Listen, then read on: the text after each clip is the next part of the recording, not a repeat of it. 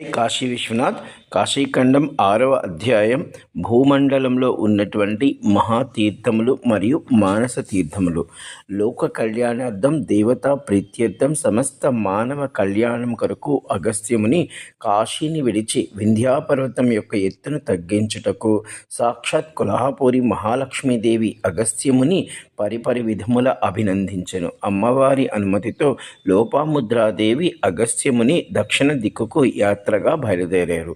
అనుకోకుండా త్రిపురాంతకుడు ఉండేటువంటి శ్రీశైల శిఖర దర్శనము కొన్ని యోజనాల దూరంలో కానవచ్చును. శ్రీశైల శిఖరము 84 యోజనాల విస్తీర్ణములో కలిగి ఉంది.